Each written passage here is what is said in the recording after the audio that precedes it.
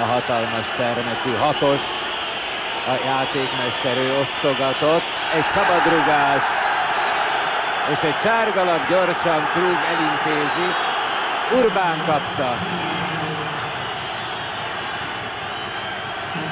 Azt hiszem, Krug elejét akarja venni az esetleges durvaságoknak. Egyszer vezetett már Magyarországon egy norvégok elleni utánpótlás mérkőzés Répcelakon, amikor is nyertek a magyarok. Urbán tehát sárgalapos lett, és Kolicitakis készül, aztán mégis Apostolakis, 40 méter lehet ez, igencsak messziről, mégiscsak Apostolakisnak engedik át. Détári, Kalizakis, a 4-es Manolas. Ez se sikerült, második sárgalap, Csábi is megkapta.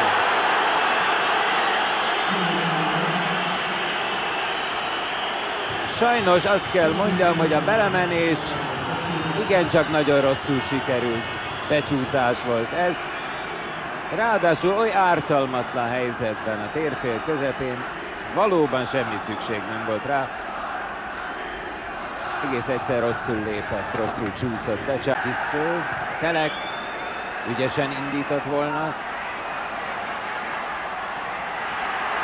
Hoppá, ez is sárga. Ez is sárga lesz. Eszenyit vágta föl a hatos, Zaluhidi. 3 sárgát osztott ki percek alatt a játékvezető. Talán ez lehiggasztja a két csapatot, mert egyelőre egy kicsit túl sok az izgalom. Zaluhidis közbelépését látják, utána nyúl egész egyszerűen a már labdát elvezető játékosnak. Détári a labda mögött, egy 35 méterre a kaputól. Détári. Jó, az kapufa! És még egyet! Oldalháló. Becsárja. Hát, hogy milyen jó szabadrugást rugott Détári.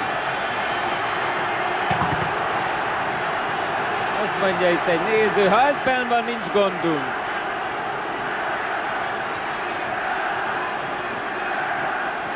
Hatodik perc.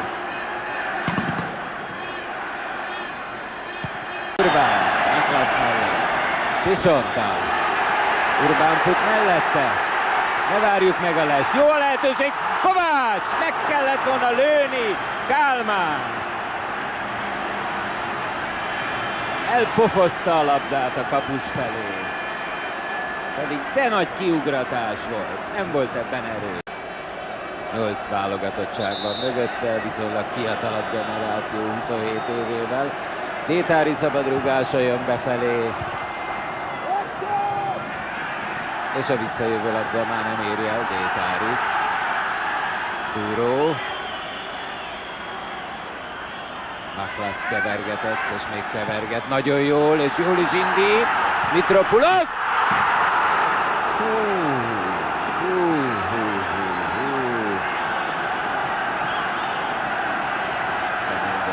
Itt ennyire tisztán, teljesen lemaradt.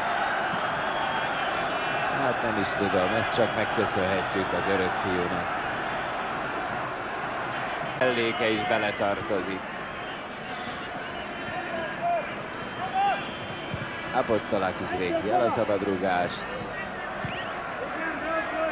Urbán rúgta el, de csak éppen elrúgta. Cantakisé a labda, jó csel után. Jó beadással!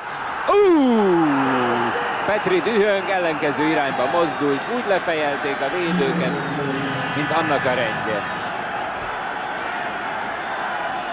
Mitropulos. Hát, Mitropulos 2 gólhelyzetét jegyezhetjük már fel. Hatalmas fejes volt. A háttérben lehetett látni egy pillanatra. Antoniu, a cserejátékos is ügyesen Cantakishoz, ne bántsd! 11-est ad. Kezezésnek ítélte meg. Úristen! Hát ez mi volt? Teleknél kezezést ítélt. Hát ilyet.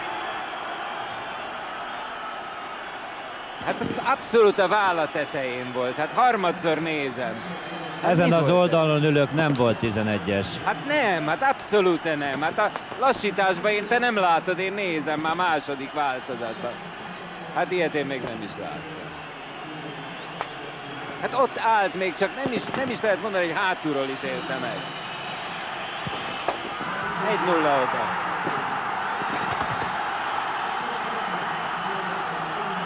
Apostolakis lőtte a 11-est.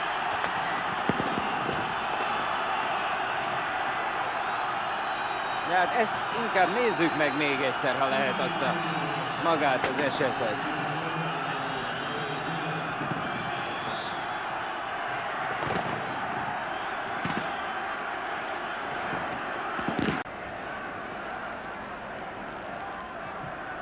Nagy Tibor Balognak. Kiprich. Hoppá! Váratlan lövés, és Minuest is éberen fogta. Az adás büntetése arról szól, hogy ne lehessen az időt húzni. Estében a Csábi belerugott a labdába, az ment a kapu felé, tehát Petrinek be kellett volna engednie, ha nem akarja, hogy közvetett szabadrugás. Ilyet én még nem is értem, hát hogy ezek ilyen buta? És jól vezette a meccset.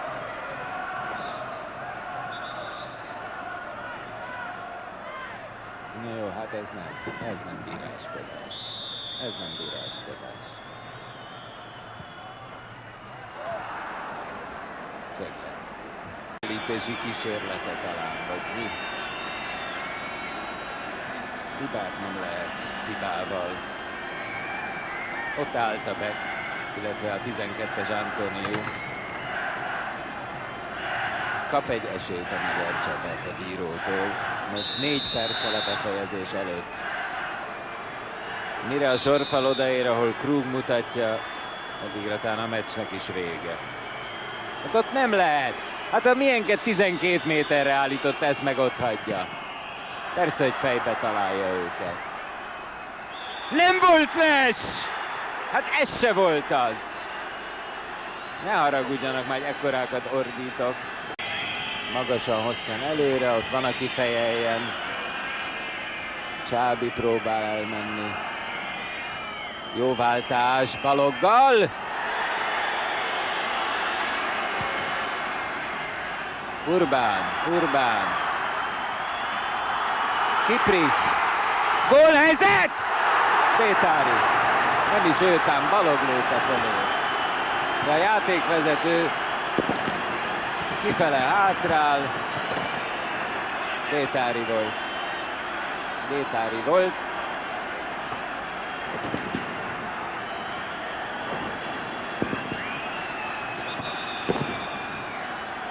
Kiprich is lőhette volna akár.